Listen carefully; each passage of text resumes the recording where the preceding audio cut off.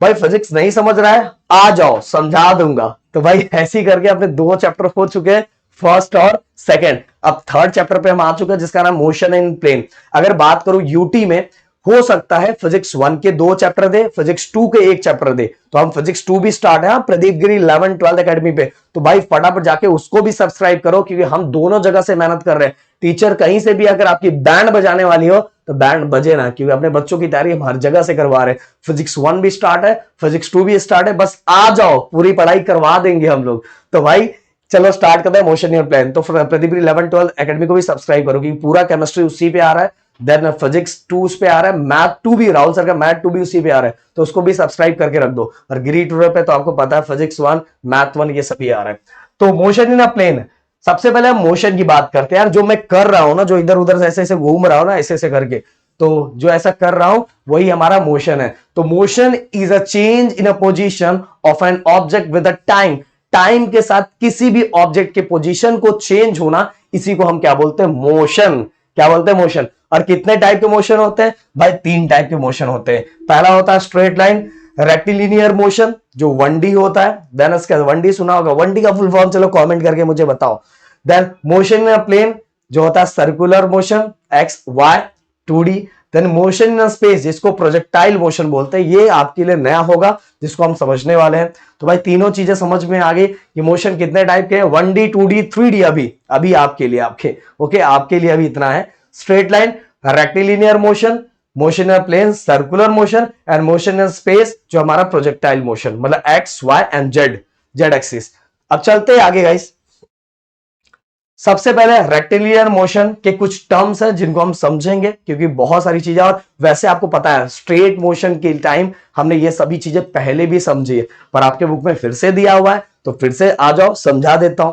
Displacement, displacement क्या होता है भाई, आप सभी को पता है, minimum distance between the starting and finishing point. Displacement and distance आप सभी को पता है, डिस्टेंस लॉन्ग कट होता है, डिस्प्लेसमेंट शॉर्टकट होता है। आपने 9th स्टैंडर्ड में पढ़ा था, वो 2 दिया था ना, ये यहां से घर बना था, फिर यहां से वहां गया था, तो जो जो डायरेक्ट जो शॉर्टकट जा रहा था, जाना एक ही जगह था, उसको घर से स्कूल जाना था, तो जो शॉर्टकट जा रहा था वो मेरे लिए डिस्प्लेसमेंट था, और जो लॉन्ग कट जा रहा था वो मेरे लिए क्या, डिस्टेंस था। मतलब जो एक्चुअल पाथ ट्रेवल कर रहा था वो था हमारे लिए डिस्टेंस, और जो शॉर्टकट और मिनिमम डिस्टेंस कवर कर रहा था वो मेरे लिए था डिस्प्लेसमेंट।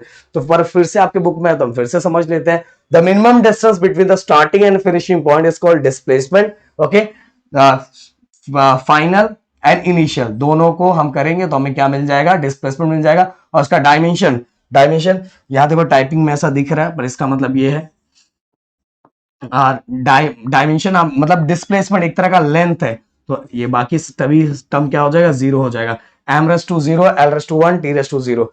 और अगर मैं इसके यूनिट की बात करूं तो भाई ये मीटर होता है। क्लियर। अब चलते हैं आगे।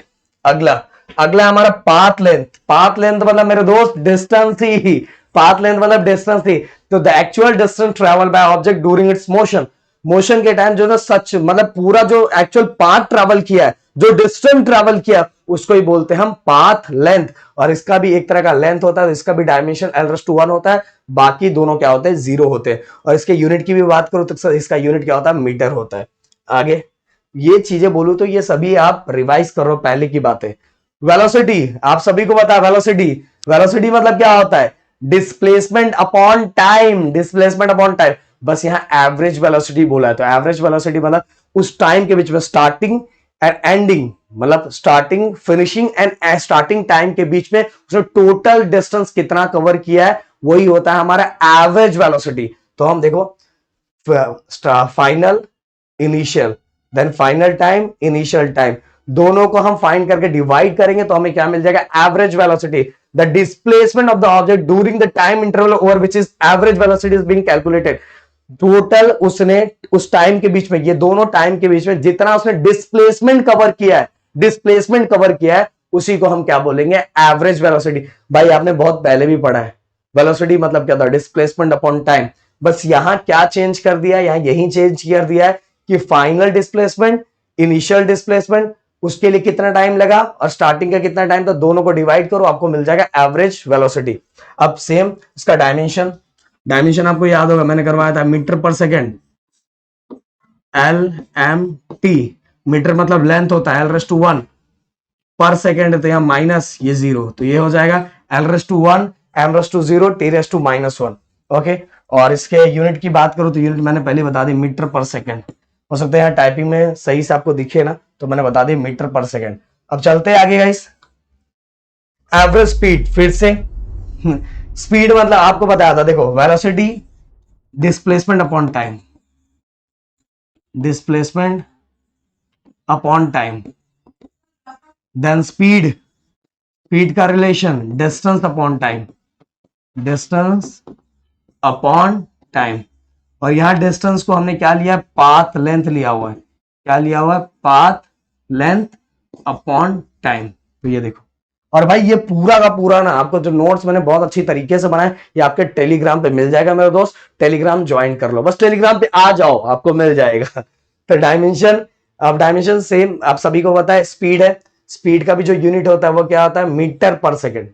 स्पीड का भी जो यूनिट होता है मीटर पर सेकेंड, तो इसका भी डायमेंशन क्या होगा मेरे दोस्त, l/1 m/0 t⁻⁻1। ये डायमेंशन मैंने आपको फर्स्ट चैप्टर में बताया कैसे करते हैं, नहीं देखा है तो भाई पहले उसको जाके देख लो, तो आपको समझ में आ जाएगा। मीटर पर सेकेंड, तो ऐसा यूनिट एवरेज स्पीड का क्या होगा, मीटर पर सेकेंड।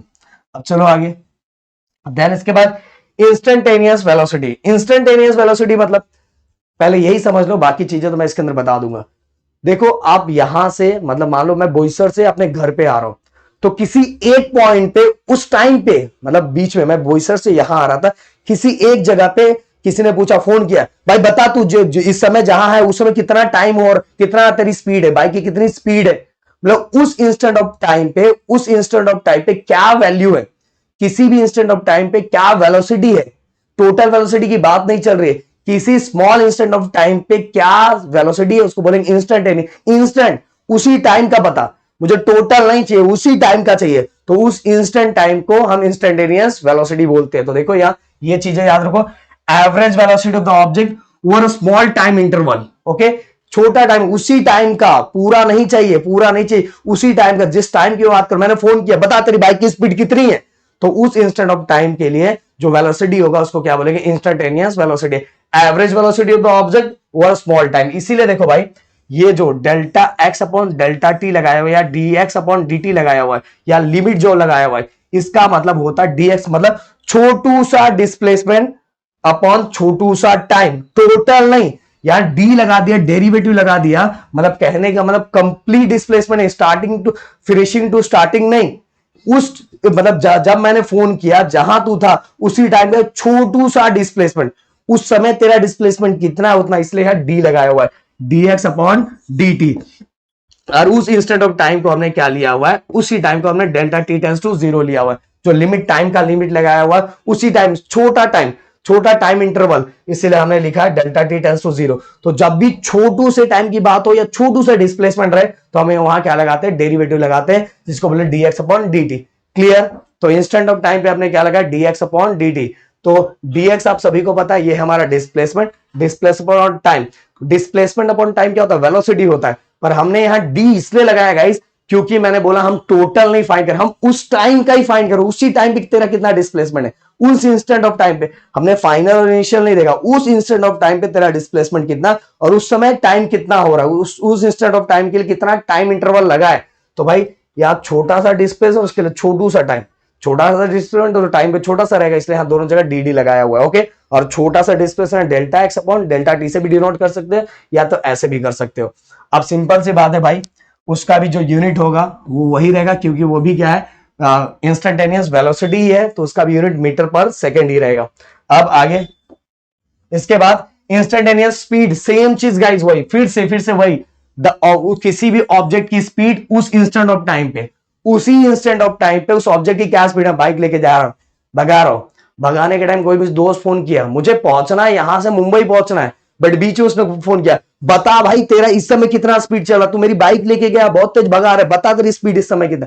तो उस इंस्टेंट ऑफ टाइम पे जो ऑब्जेक्ट की स्पीड होगी उसको बोलेंगे इंस्टेंटेनियस स्पीड। Okay, clear. और इसका यूनिट की भी मैं बात करूं तो सेम यूनिट है, metre per second, metre per second. और इसका फॉर्मूला आप सभी को बताया था, path length per unit time, path length per unit time. Clear, समझ में है। और जब भी कभी छोटू सा फाइंड करते तो वहां डेरिवेटिव अप्लाई करते हैं, जैसे मैंने बताया dx अपॉन dt। क्लियर। तो भाई ये हो गया आज आपका थर्ड चैप्टर स्टार्ट। जितना हो सके लोगों को शेयर करो। अगर ये नोट्स चाहिए तो प्लीज टेलीग्राम को ज्वाइन करो, वहां सभी कुछ नोट्स आपका एग्जाम स्टार्ट होने से पहले आप सभी को मिल जाएगा। मुझे ऐसा लगे ये बच्चे वीडियोस को शेयर कर रहे हैं तो भाई आ जाओ टेलीग्राम पे, हम दे देंगे। मिलते हैं नेक्स्ट वीडियो में। Thank you so much guys, जय हिंद दोस्तों।